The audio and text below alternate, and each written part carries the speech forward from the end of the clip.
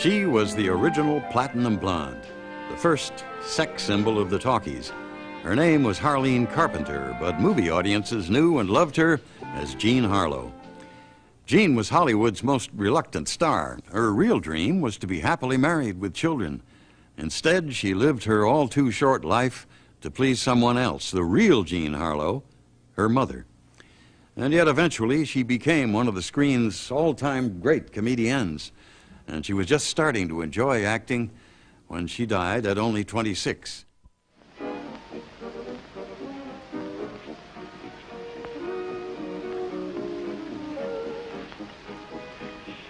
Can you see through this? I'm afraid you can, miss, but I'll wear it. I did say to Jean, well, you know, your figure looks great. And Jean said, I care nothing about my body. She said, really nothing. She said, anybody I love, she said, can wipe their feet on it. I thought, better be careful, girl. You know, my skin's terribly delicate, and I don't dare expose it. Pardon me. When she did some of the scenes that people said were hot stuff, she did them with her tongue in her cheek, you know. She really didn't want to be that kind of an actress. Well, did you see him? Yes, I saw him. How'd you come out? The same way I went in. What'd you think? Thought you might come out on your rear. Oh, shut up. It is true what they said about her. She wore a dress and skin, and that was about the end of the story. Today, there's, you know, the golden blondes, there's the silver blondes and everything. But she was the original Jean Harlow, the platinum blonde.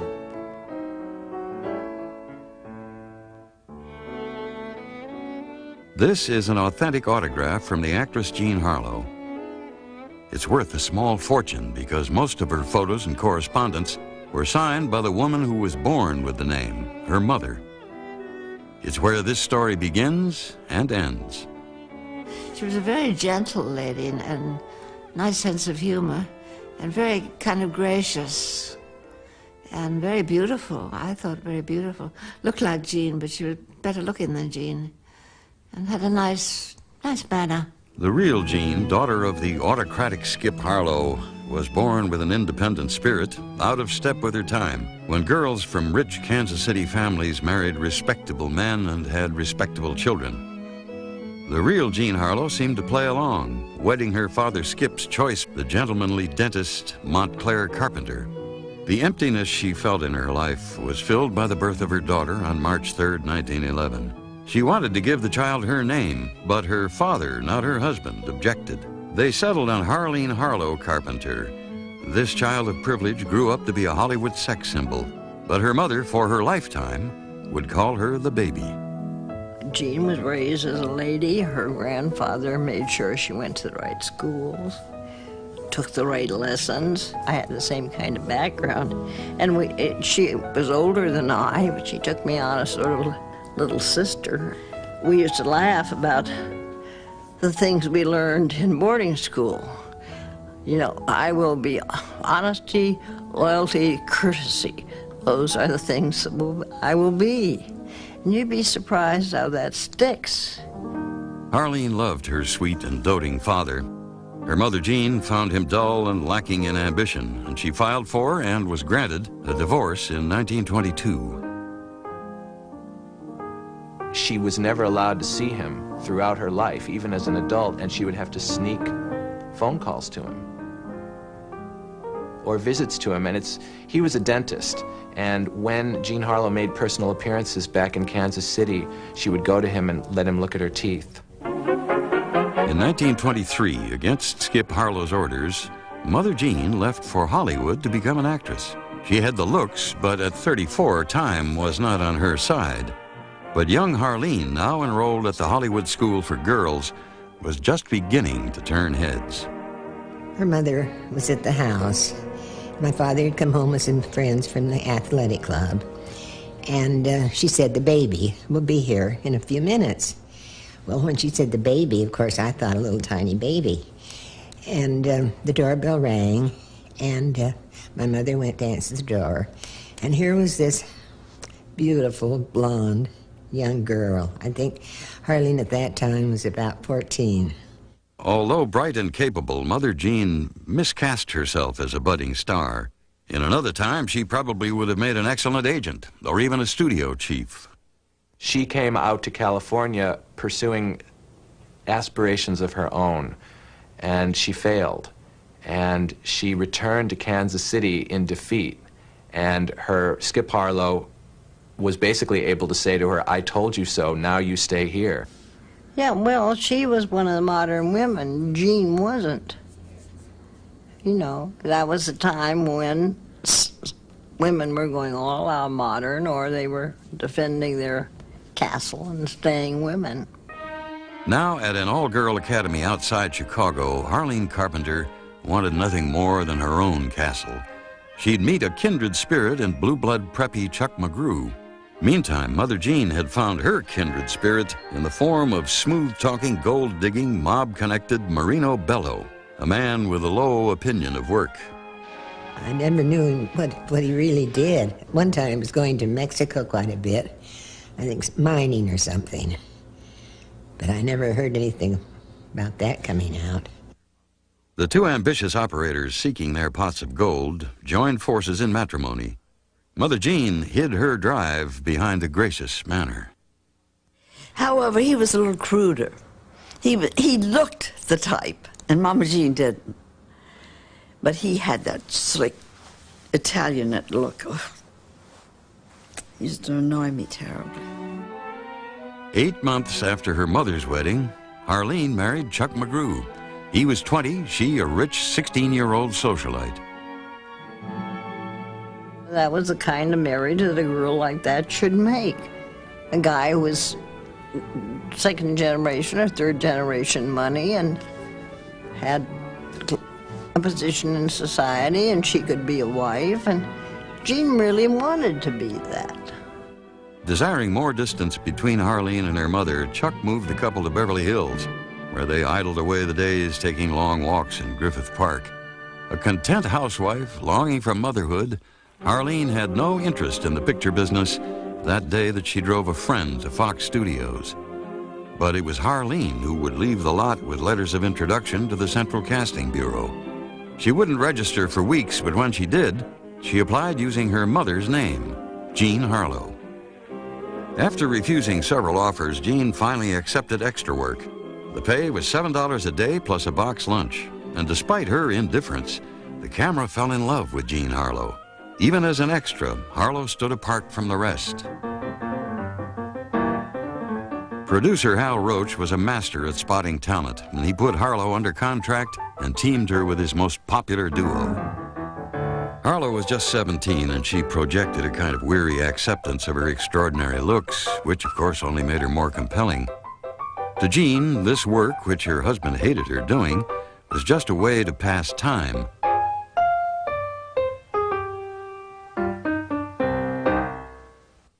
But for Mother Jean, who with her husband had just moved to California to be near the baby, her daughter was beginning to live out the dream she never realized. But Jean Harlow's own dream was within grasp. She was pregnant and she wanted to quit motion pictures for good. When you have an abortion when you're in love with your husband and you're 18 years old, especially in 1929, that obviously is going to have a very damaging effect on you, and it is one more victory for the mother and defeat for the daughter, and one more time where the daughter can just say, she wins. Once again, she wins. 2 months after the abortion, Harlow and Chuck McGrew separated. Mother Jean and Marino Bello joined her in the house on Linden Drive. McGrew refused to support them, as did Jean's grandfather, Skip Harlow, who indeed had vowed to disinherit her after seeing Double Whoopee. This once wealthy socialite turned to extra work to support a family of 3. People that live in tin houses should never throw can openers. Never mind. It would be Clara Bow's final starring role for Paramount Pictures, but this last gasp for the symbol of Roaring Twenties sex appeal would be the first time Jean Harlow, highlighted here, uttered a forgettable line. Pleasure? Has anybody seen Miss Mamie Betty? I don't think she's here yet. While Howard Hughes spared no expense on the bombshells he dropped in those aerial sequences, He wanted an unknown for the bombshell temptress that he would drop between his two male leads. Would you be shocked if I put on something more comfortable? I'll try to survive. Roy! Of her performance in Hell's Angels, New Yorker magazine snorted Jean Harlow as just plain awful. Roy! But scenes like this prompted Variety to state, nobody ever starved possessing what she's got. Jean Harlow. I would like to use this occasion to publicly thank Mr. Hughes for the opportunity he gave me. And looking proudly on, the two people who would profit most from Jean Harlow's career, Mother Jean and Marino Bello. Harlow's escort that evening was MGM producer Paul Byrne, who convinced Howard Hughes to loan Harlow to MGM for The Secret Six with Wallace Beery and newcomer Clark Gable. I don't know whether she really had the ambition and the aspirations of her mother, and it was her mother pushing her forward at that time, definitely. Just 2 years out of prep school, the former Harleen Carpenter was already at odds with her sexual screen image, Jean Harlow. But a reluctant star was on the rise, one that would be beset by Hollywood's greatest scandal, only to survive and shine even brighter. Screenwriter Anita Loos described Jean Harlow as just a regular girl with no vanity and no feeling about the sensation she created wherever she went. It wasn't that Harlow worked at being provocative. She just preferred to wear no underclothes and sleep in the nude. And Jean said, well, you know, I don't wear a nightgown. She said, I don't wear anything to bed. She said, but I'm afraid I might shock the maid. So she took out a nightgown and she rumpled it all up. She put it on the bed. She said, I don't want to shock the maid. So I thought that was nice. So thoughtful. Howard Hughes cashed in, loaning Harlow to Warner Brothers for Public Enemy. She looked great, but once again, her performance left critics wondering if the wrong actress was on the receiving end of James Cagney's famous Grapefruit. You see, Howard Hughes, he had her under contract, and he was loaning her out for different movies and making quite a bit of money, I'm sure, on her. And I feel sure she asked for a raise but didn't get it, but he agreed to buy her clothes. So, Jean and her mother, she bought very beautiful things. Well-dressed but exploited, Harlow made personal appearances for which Howard Hughes charged theaters $3,500 a week and paid Jean $200. Now, no one loved gangster movies more than gangsters. Al Capone wanted to see them all from Public Enemy up close too, but it was the man who accompanied him backstage who got the girl. Abe Longies Willman, kingpin of the New Jersey syndicate, was a killer with a heart of gold. Knowing how much Jean's secretary, Bobby Brown, meant to her, he gave her a little black Scotty that she had admired at a party. And he said, well, Bobby, if you like it, you can have it. I said, oh, I do, Abe. He was going to send it to somebody in Florida, he said, but he could get another one.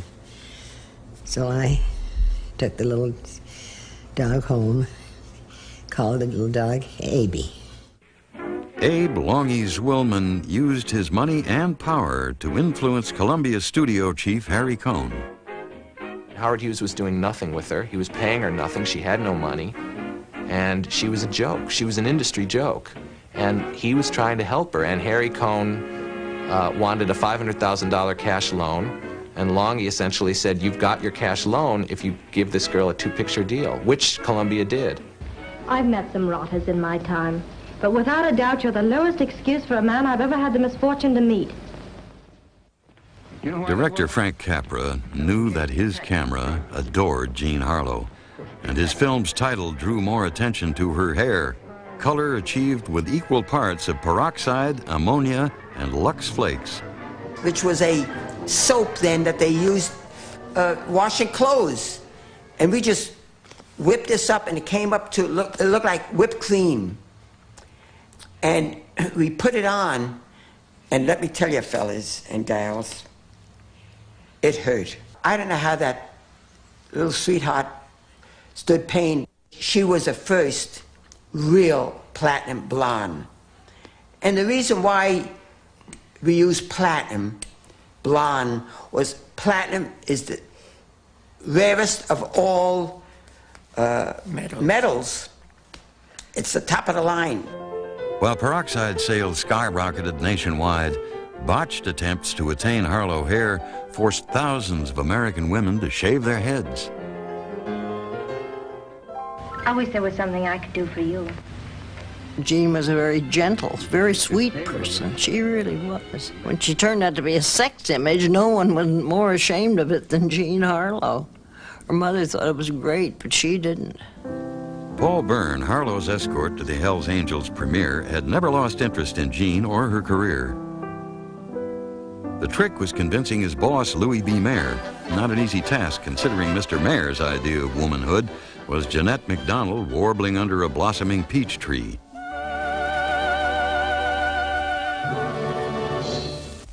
Production chief Irving Thalberg was more receptive. After all, Paul Byrne had successfully guided the career of his wife, Norma Shearer, as well as those of Greta Garbo and Joan Crawford.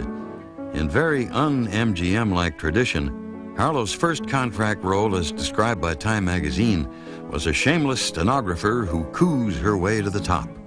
The part required she lose her most famous asset.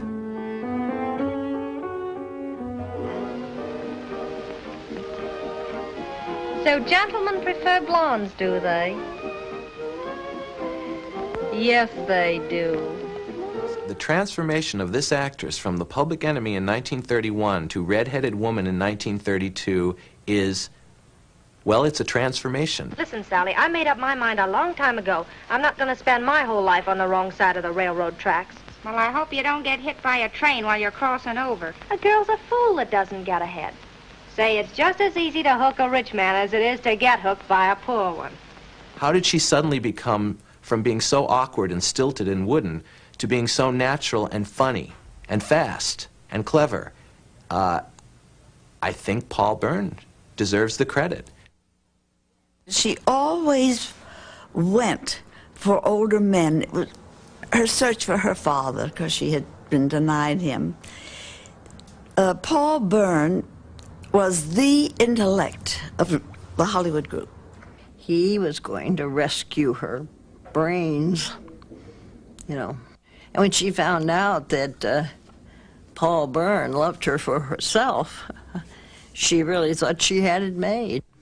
She really did. She thought it was wonderful to have a man who was not after her for sex. He was not a homosexual.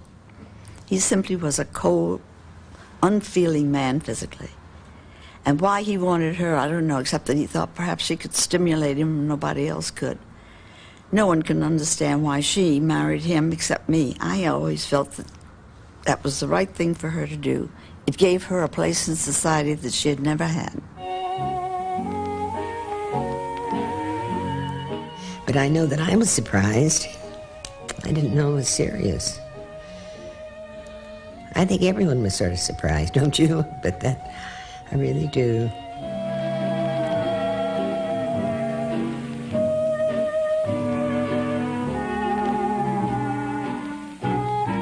And after they married, she found out that he was a very peculiar man. He had some very strange things. She told me one time about how he would sit all evening long and not say one word. She wouldn't have minded being beaten up or given a black eye, but to be belittled all the time, constantly, publicly. He never laid a fist on her, but she was rude just the same. Paul Byrne had a very dark side, and Paul Byrne had a clearly masochistic streak, because a man who has no sexual interest does not marry a symbol of sex without knowing that there will be trouble.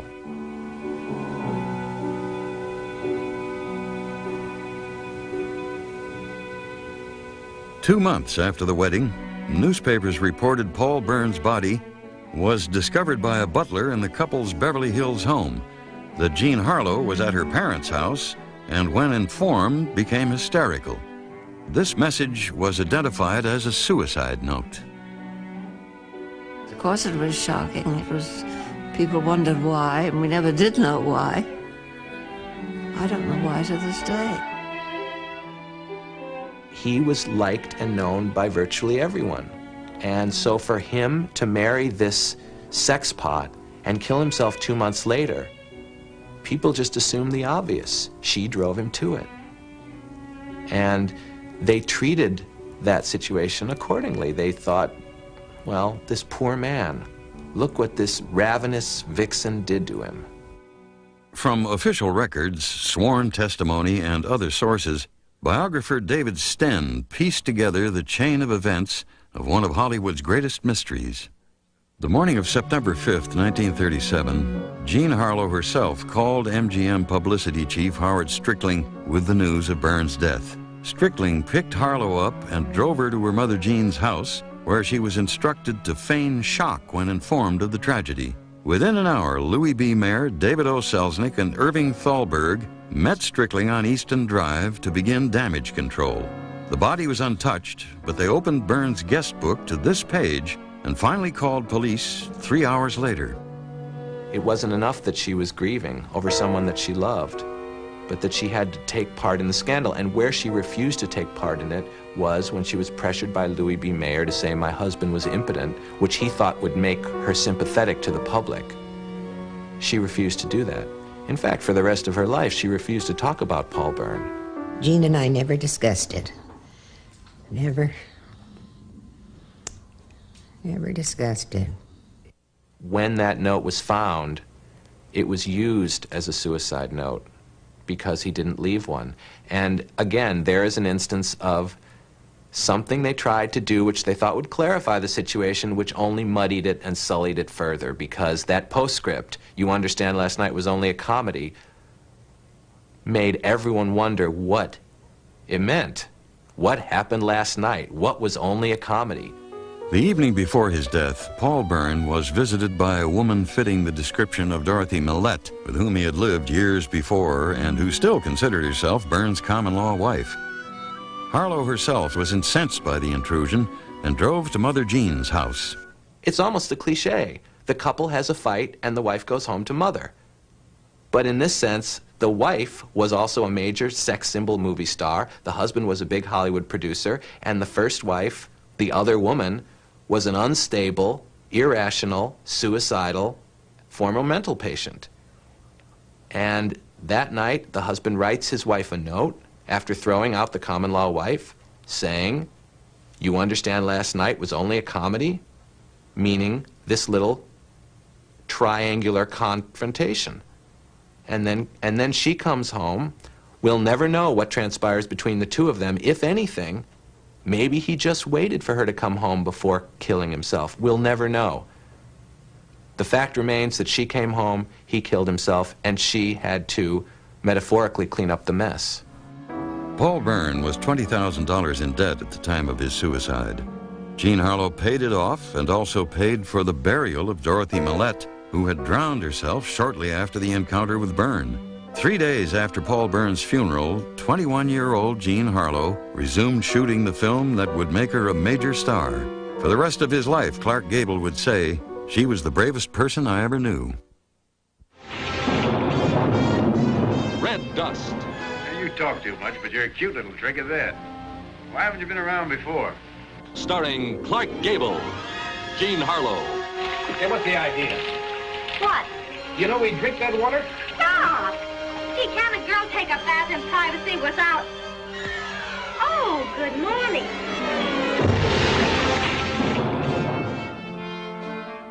Audiences flocked to watch the sexual tension between Harlow and Gable. But some felt that Hollywood should clean up its act, and they found their advocate in production code chief Will Hayes. You want entertainment, wholesome, interesting, and vital? This, the motion picture industry, is pledged to provide. Upon hearing that Jean Harlow had surpassed her in popularity, fellow MGM star Joan Crawford sniffed, "I could play a better hooker than Jean Harlow any day of the year."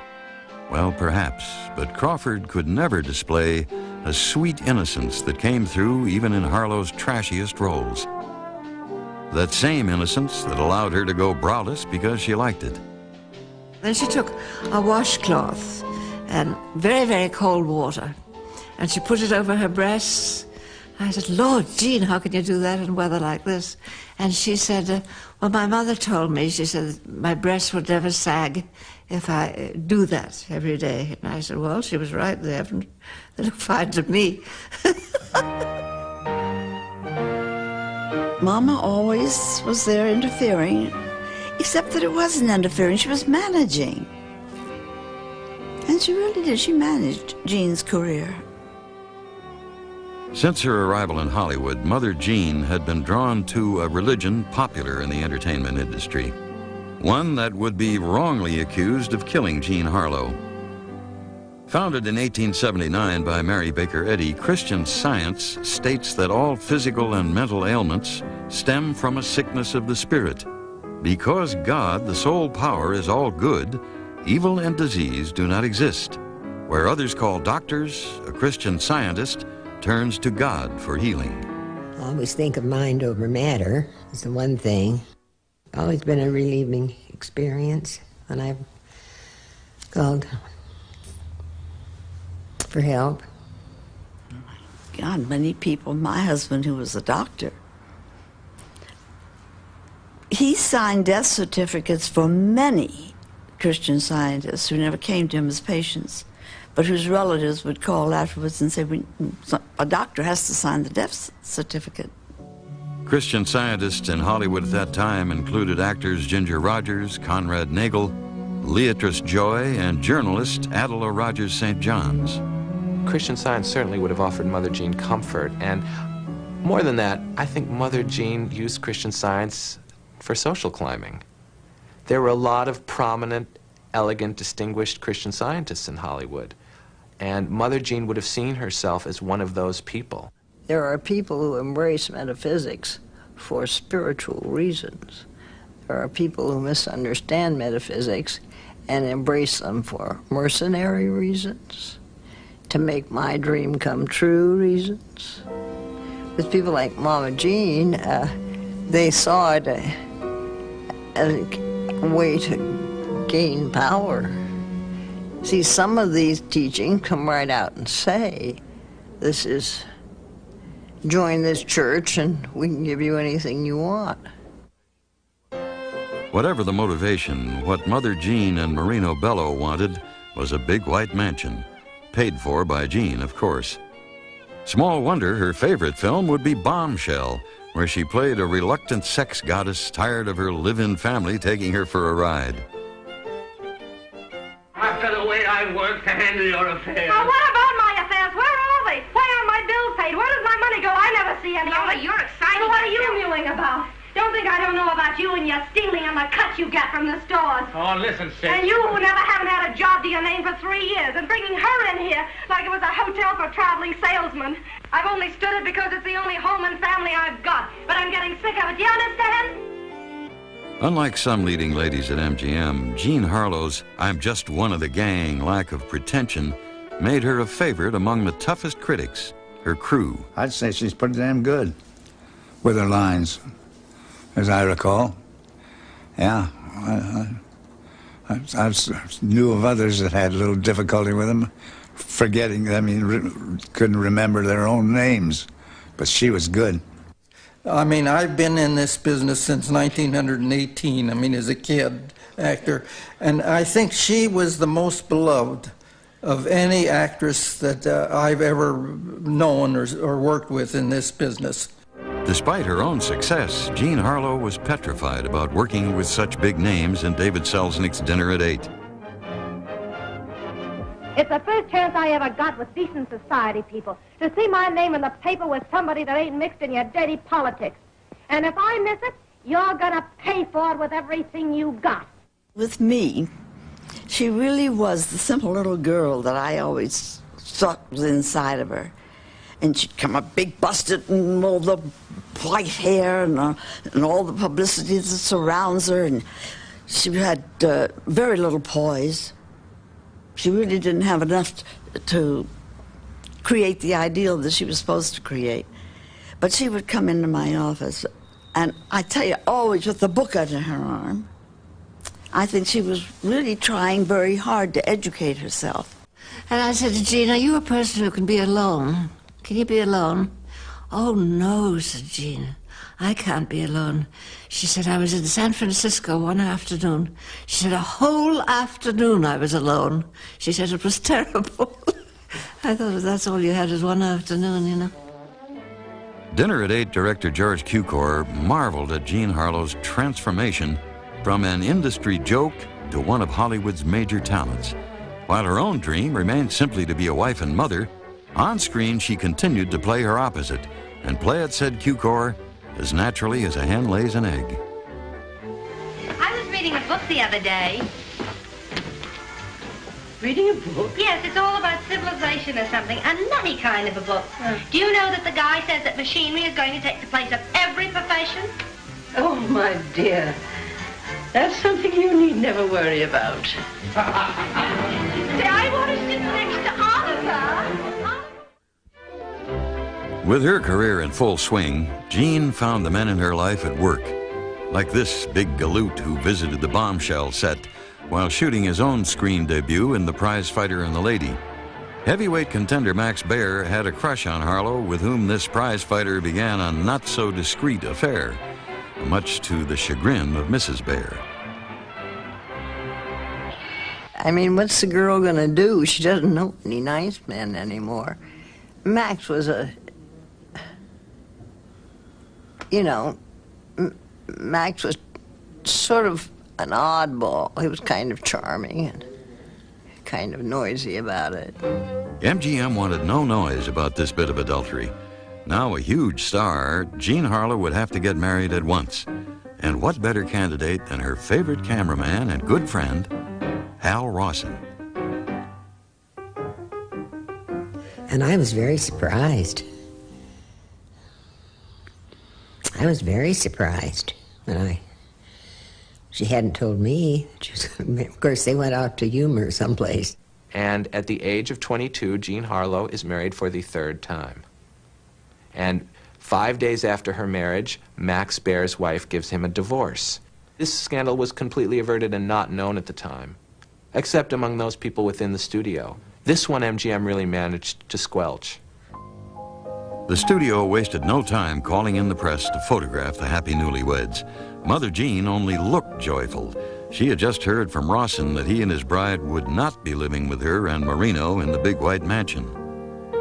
Rawson felt like he had just hit the lottery wedding his screen goddess buddy, and he wanted to make the most of it.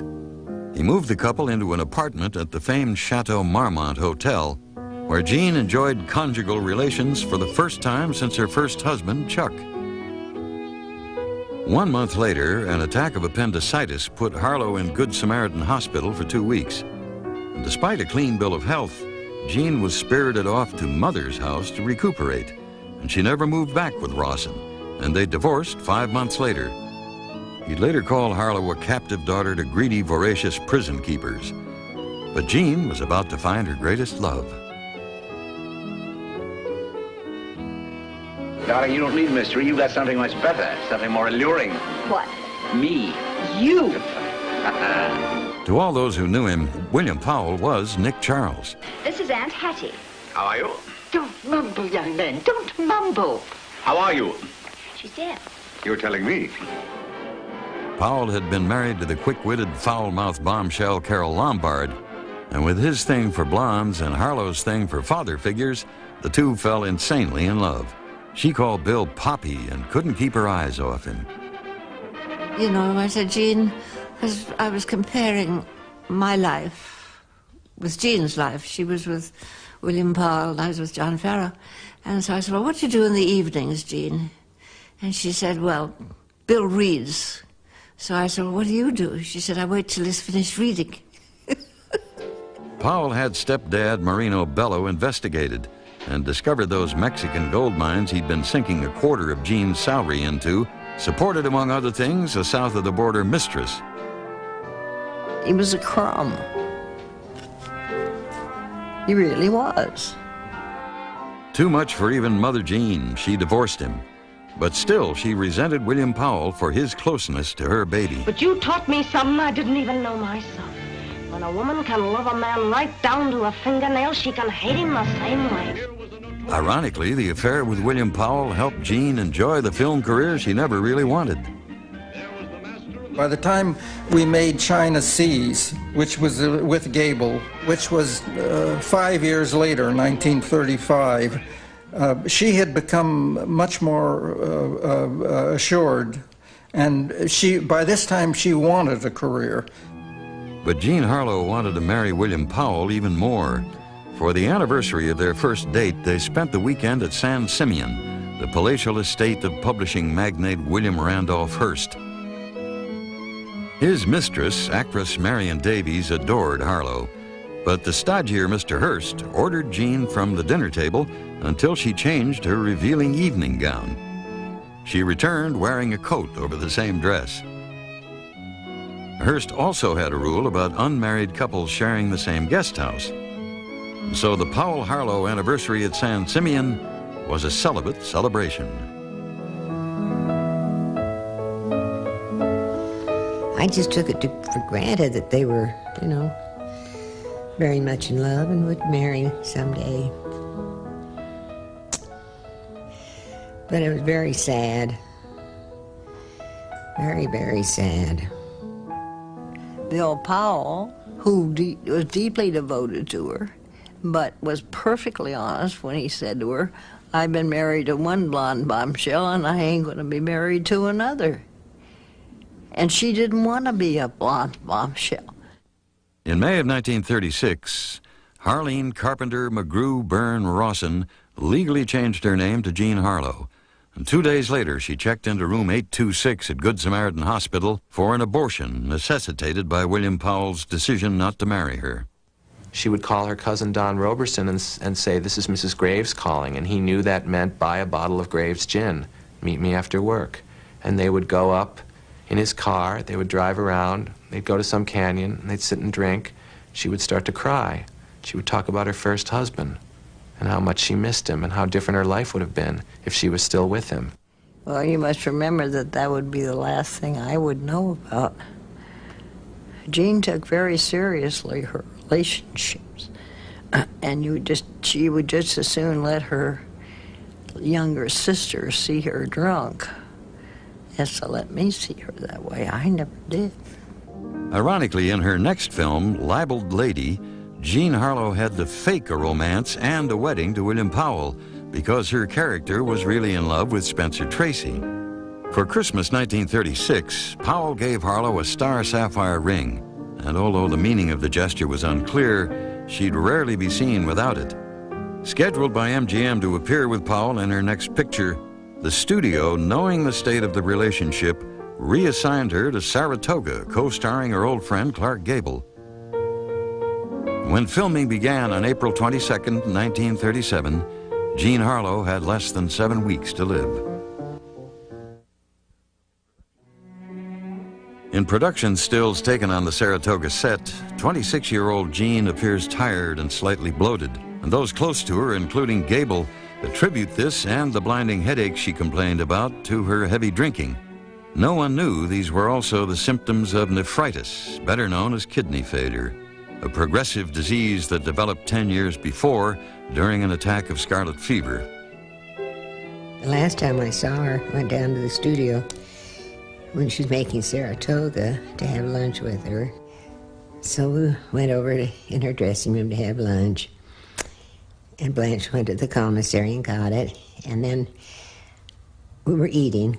Jean was very quiet. But she said, "Bobby, do you mind if I don't talk?" And I said, "Oh, no, Jean." She said, "I just don't feel good." She was doing Saratoga. And we sat in the back of the car, and Jean was on my left. And she looked very fragile. And she had the ring that Bill Powell had given her. It was a big star sapphire. It was on her finger, and her hands looked too frail almost to lift that big ring, you know. And I said, "Jean, you don't look very well." And she said, "I feel awful." She said, "Just awful." She said, "I don't know how I can finish the picture."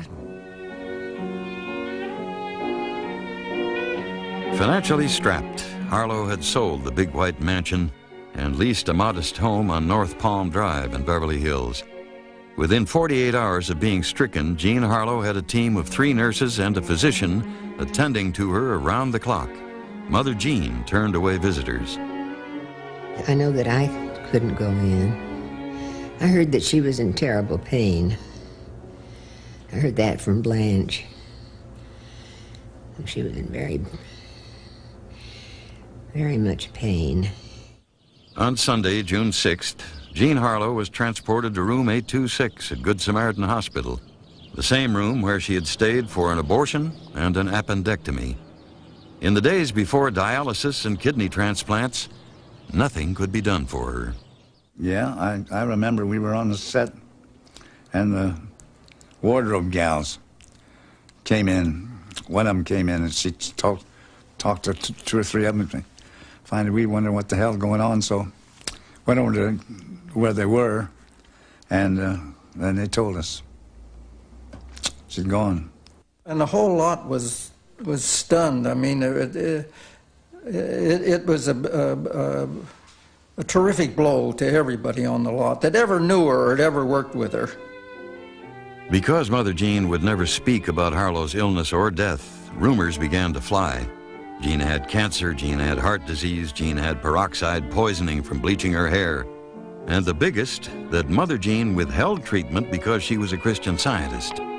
This rumor was further fueled by a surprise visit to an ailing Harlow by Louis B. Mayer, who offered the services of his personal physician, the same doctor who 5 years before declared Paul Burns' impotence to the world. The last person she wanted to let into that house and surrender control of her daughter to was Louis B. Mayer. So she said to him, "You can't come in, we're Christian Scientists." And he insisted, and she held her ground and said, "We're Christian Scientists." And she sent him away. And he came back to his office, and his secretary, who was sitting right there, told me that he said, "This is nothing but legalized murder." And that was where the myth of Christian Science being responsible for Jean Harlow's death began. The irony is that not only did she have a doctor, but even if she hadn't had a doctor, the doctors couldn't save her. She was beyond saving. I don't remember her last name, but Violet, who used to make her up. Violet was crying, and she said she was going to put makeup on Jean for a viewing for when she was dead. And she said, "I'm going to make up the baby for the last time."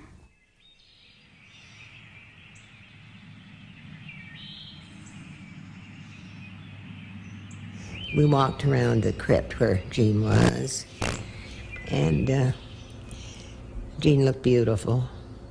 And the only thing I'll never forget, she never wore pink, and she was dressed in pink. And I thought, oh, how odd. Well, anyway, I fainted. And there 2 men came and picked me up and took me over to sit down. Very sad, of course. Very, very sad. Inside the little chapel, Hollywood royalty mourned the passing of a friend, while outside lay scores of flower arrangements, big and small, left by script girls, grips, electricians, sound and prop men. You don't get that for nothing. You don't get that at the publicity department. She earned it, see, and no matter what historian writes her history, you have to explain that. You have to accept it. It happened to very few people in Hollywood ever. Mother Jean would survive on $300 a month provided through her daughter's small estate, and later she lived in a tiny apartment down the same street as the big white mansion she once called home. On the 21st anniversary of her daughter's death, she was admitted to Good Samaritan Hospital. She gave an attendant handwritten instructions. "If there isn't a dress suitable for me for my casket, then buy a soft gray shroud. Call Forest Lawn and have them take my body to be put in the crypt with my blessed baby." 4 days later, she died of a massive heart attack. Jean Harlow Bellow was 69 years old.